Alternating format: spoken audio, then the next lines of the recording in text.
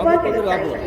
ನಿನ್ನನ್ನೇ ನಂಬಿದ ನನ್ನ ಪತಿ ದೇವನಿಗೆ ಯಾವ ತೊಂದರೆ ಬಾರದ ಹಾಗೆ ಅವರನ್ನು ನನ್ನ ಹೊರತು ನನಗೊಂದೊಳ್ಳೆ ನೌಕರಿ ಸಿಗುವ ಹಾಗೆ ಮಾಡು. ನನ್ನ ನಾದಿನಿಗೊಂದೊಳ್ಳೆ ಮದುವೆ ಆಗುವ ಹಾಗೆ ಮಾಡುತ್ತಾ ಸಿರಿ ಸಂಪತ್ತು ಕೊಡು ಅಂತ ಹೇಳುವುದಲ್ಲ ತಾಯಿ. ಸಿರಿ ಸಂಪತ್ತನ್ನು ಕೊಡುವುದಲ್ಲ. ಹೋಗಿ ನೀ ಅಲ್ಲ ನಾ ಹೇಳ್ತೀನಿ. ಹೋಗಿ ಪ್ರಕಾಶ್ ಮಾಸ್ತರ ಯಾವ ಕುರ್ಚಿ ಕುಡಿ ಹೋಗಿ ಹಾಕಿ ಅವನು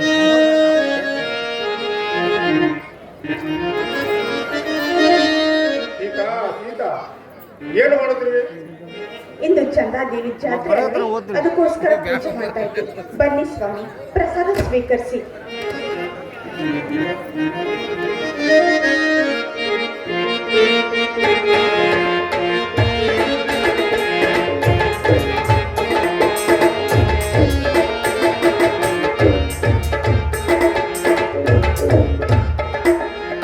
ಸ್ವಾಮಿ, ನಿಮ್ಮ ಕಣ್ಣಲ್ಲಿ ನೀರಿಗೆ ಏನೆಂದು ಹೇಳಲಿ ಸೀತಾ, ಏನೆಂದು ಈ ಚಂದ್ರ ದೇವಿಯ ಜಾತ್ರೆಯ ದಿನದಂದು ನನ್ನ ತಮ್ಮಂದಿರನ್ನು ಕರೆದುಕೊಂಡು ಇಂದಿಗೆ 25 ವರ್ಷಗಳ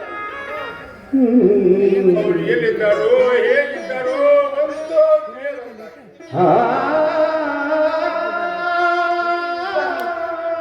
ಒಂದು ವೇಳೆ ನಿಮ್ಮ ತಮ್ಮಂದಿರು ಬಂದ್ರೆ ಅವರನ್ನು ನೀವು ಹೇಗೆ ಗುರುತಿಸ್ತೀರಾ, ಅಥವಾ ನಿಮ್ಮನ್ನ ಅವರು ಹೇಗೆ ಗುರುತಿಸ್ತಾರೆ ಸ್ವಾಮಿ? ನಾವು 3 ಜನ ತಮ್ಮಂದಿರ ಬಳಗದಲ್ಲಿ ತಂದೆ ತಾಯಿ ಹಾಕಿರುವಂತಹ ಹಚ್ಚಾಕ್ಷಿಯಾಗಿದ್ದೇವೆ ಸ್ವಾಮಿ. ನಮ್ಮನ್ನು ನಂಬಿರುವ ಆ ಚಂದಾದೇವಿ ನಮ್ಮ ಕೈ ಬಿಡೋದಿಲ್ಲ ಅನ್ನೋ ನಂಬಿಕೆ ನನಗಿದೆ. ಆದಷ್ಟು ಬೇಗ ನಿಮ್ಮ ತಮ್ಮಂದಿರು ನಿಮಗೆ ಸಿಕ್ಕೇ ಸಿಗುತ್ತಾರೆ.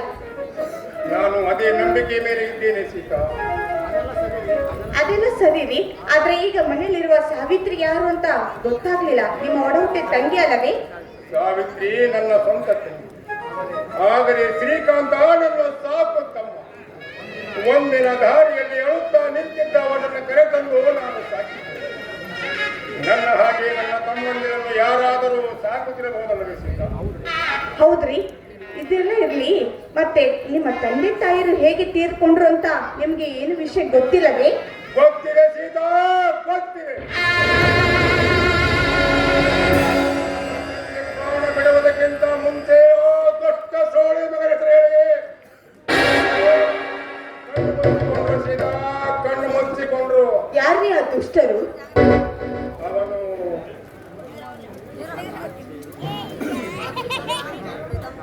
ಅಣ್ಣ, ಅತ್ತಿಗೆ ಏನೋ ವಿಚಾರದಲ್ಲಿ ತೊಡಗಿದ್ದೀರಲ್ಲ?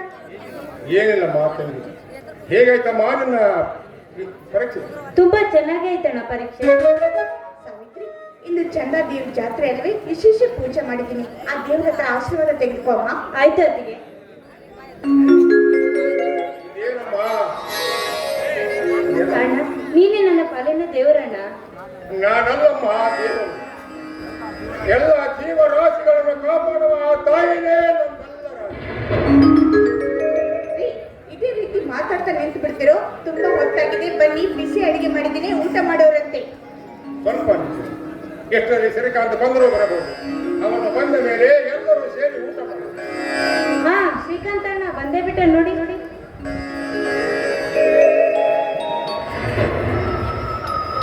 ಅಣ್ಣ ಅತ್ತಿಗೆ ನನಗೆ ಆಶೀರ್ವಾದ ಮಾಡಿ. ಎದ್ದೇಳಮ್ಮ, ಆ ದೇವ್ರು ನಿಂಗೆ ಒಳ್ಳೇದು ಮಾಡಿ. ನೋಡಪ್ಪ, ನಿನಗೆ 100 ವರ್ಷ ಆಯುಸ್ಸು ನೋಡು. ಏಕೆ ಅತ್ತಿಗೆ? ಏನಿಲ್ಲ ತಮ್ಮ, ನಿನ್ನ ವಿಷಯವನ್ನೇ ಮಾತಾಡುತ್ತಿದ್ದೆವು, ಅದಕ್ಕೆ ಹಾಗೆ ಹೇಳಿದ್ದವು. ಏನಂತಮ್ಮ, ನಿನ್ನ ಮುಂದಿನ ವಿದ್ಯಾಭ್ಯಾಸದ ವಿಚಾರ? ಅಣ್ಣ, ಸೀಟೇನು ಸಿಗುತ್ತದೆ, ಆದರೆ ಏನು ಆದರೆ? 5 ಲಕ್ಷ ರೂಪಾಯಿ ಹಣ ಕೇಳುತ್ತಿದ್ದಾರೆ ಅಣ್ಣ. ಏನು 5 ಲಕ್ಷವೇ? ಸಾವಿತ್ರಿ, ನೀನು ಸುಮ್ಮನಿರಮ್ಮ. ಶ್ರೀಕಾಂತ, ನಾನು ಎಲ್ಲಿಯಾದರೂ ಸಾಲ ಮಾಡಿ ಅಂದ್ರೂ ನಿನಗೆ ಹಣ ಕೊಡುತ್ತೇನೆ. ಸರಿ ಆಯ್ತಣ್ಣ. ಆಯ್ತಲ್ಲ, ಬನ್ನಿ ಈಗಲಾದ್ರೂ ಊಟ ಮಾಡೋಣ. ಅತ್ತಿಗೆ, ಇದೇ ಸಂತೋಷದಲ್ಲಿ ಒಂದು ಹಾಡನ್ನು ಹಾಡಬಾರ್ದು? ಯಾರು ಬೇಡ ಅಂತಾರೆ? ನಿಮ್ಮೆಲ್ಲರೂ ಇಷ್ಟನೇ ನನ್ನ ಇಷ್ಟ. ಆಯ್ತು.